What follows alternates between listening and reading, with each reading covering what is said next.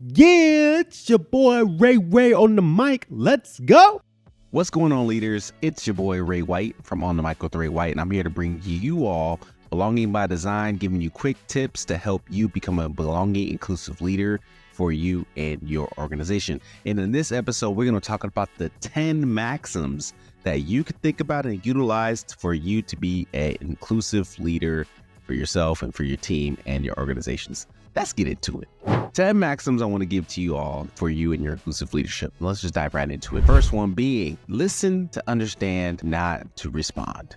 You want to encourage open communication and be an active listener for all the diverse perspectives within your teams and organizations without judgment. Which is really hard to do because as a human nature, we want to be able to respond to things whenever we hear something. But if we're able to take a step back and listen first to understand their perspectives, where they're coming from, where they are in the world, our response can then be tailored to specifically to their needs, not to what we need.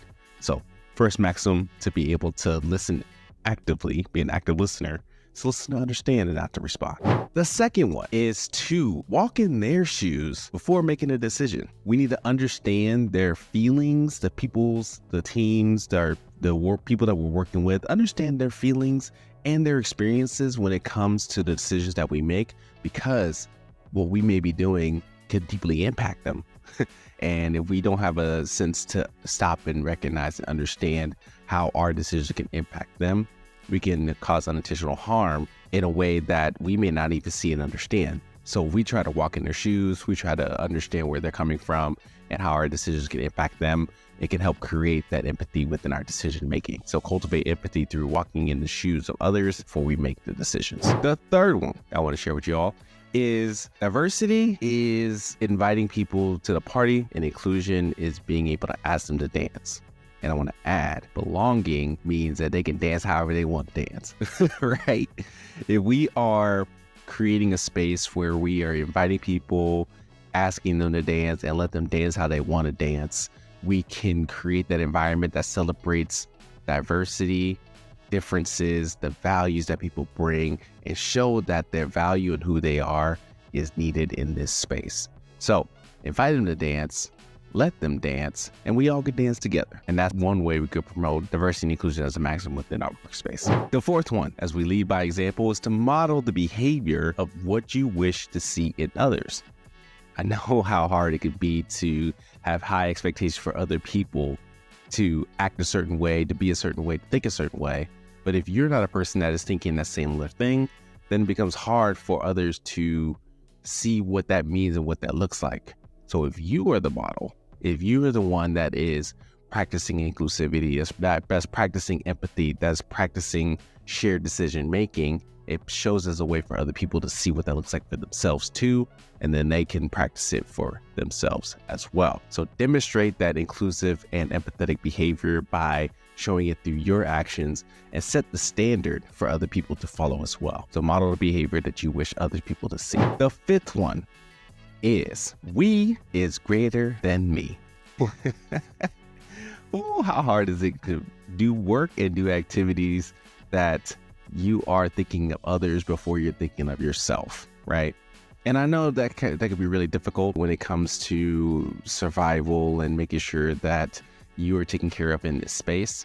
What this maxim shows is that we can foster a collaborative culture and a collaborative space where everybody's working together and thinking about one another within the decisions and activities that are happening.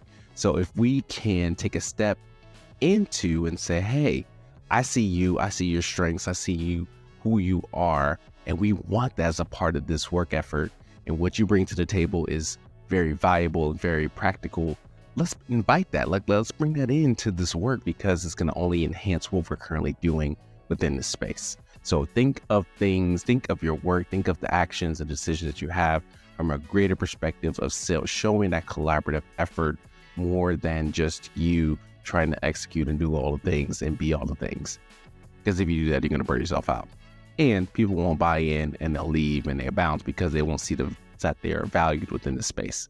So we is greater than me, to encourage a collaboration as a maximum for you to practice. Number 6, feedback is a gift. Handle it with care. I know how hard it is to give feedback and receive feedback, but feedback can be one of those amazing indicators just to help ensure that you are on the right path and you're guiding people to go towards the right path when it comes to executing the goals that you desire. So delivering that feedback in a very constructive way that is supportive, because sometimes we give critique and critical feedback that is not supportive, that's like, yo, I ain't like the way your breath smell, which, I mean, some people may need that. But we need to be able to deliver constructive and supportive feedback that helps foster growth and delivers towards their development rather than just criticizing their identity and criticizing their work. We need to be able to speak that uplifts people, not just tears them down. Feedback is a gift. Handle it with care as you provide constructive feedback to your teams to help foster this inclusive workspace. Number 7 of these 10 maxims that we're going to talk about to help you become an inclusive leader. Celebrate the success of each individual, for it contributes to the success as a whole. Acknowledge and appreciate all the folks that are contributing to the work that is happening to make to your end goal. Each team member brings a specific type of gift and talent and skill set that is helping reach the organizational KPIs and the strategies that you are accomplishing. So take a moment to acknowledge that and celebrate that, because that one team, one dream, right?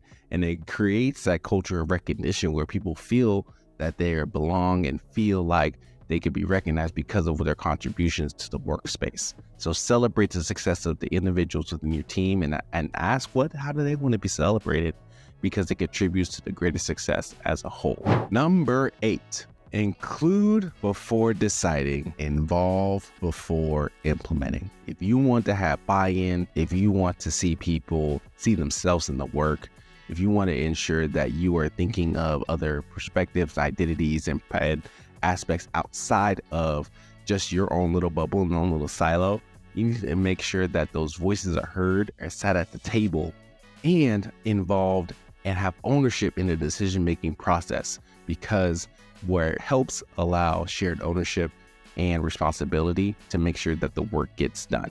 So if you are just including the people in the decisions and involving them in the implementation process, everybody will be able to be fully active in ensuring the success of your initiative. Number 9, a learning organization is an inclusive organization. Encourage the culture of continuous learning. We are being human beings, and we will never arrive to the perfection that we think that we can reach in our heads, right? But if we take the mindset of being continuous learners and constantly seeing things in the world as an opportunity to help develop our own mindset, we're able to then know that we can grow, adapt, and change the people that we need to be. That type of understanding can be fostered across the organization, across the teams, to show that we are constantly work in progress, but that learning can help us grow and adapt to change, embrace it in a positive way. So we are continuing to practice being a learning type of people in a learning type of organization. It can show in the way that we invite new ideas and new perspectives to shape the goals and shape the way that we approach our goals to the success that we have. So a learning organization is an inclusive organization. And number 10, the 10th maxim that you need to embody as an inclusive leader. A safe space allows for vulnerability and authenticity. If we establish an environment where team members feel safe, where they feel like they belong, where they can express their true authentic selves as they want to, they'll be able to share the thoughts and concerns that can really guide the growth of your organization and team. And then if we embody the last maxim of becoming a continuous learning organization, we can then learn where we can shape, change, adapt, shift, guide, completely decimate, because it is not providing that safe space and belonging space for people to show up as their authentic selves if they want to. So if we allow that, if we are the people that takes the time to slow down, to understand, to see people for who they are, and encourage them to speak up and not have any repercussions if they share their thoughts and minds in a respectful way, right? If they respectfully articulate ways in which that they could see change or just show up as their true selves, we will continue to invite that level of feedback and that level of buy-in for our team members to be who they are and retain and continue to stay on our teams because they feel like they can see themselves within the work. So those are the 10 maxims of an inclusive leader that I would love for you all to embody. And I want you to tell me which one resonates with you. I also have a quick sheet guide of these maxims as well that you can get by clicking on a link in the show notes. So if you were a visual person like me, you want to see them, right?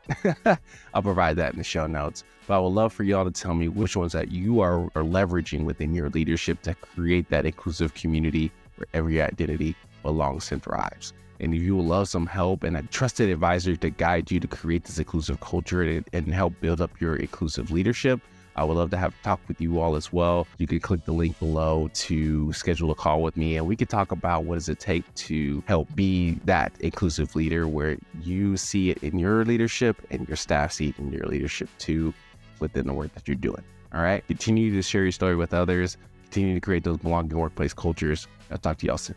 Peace.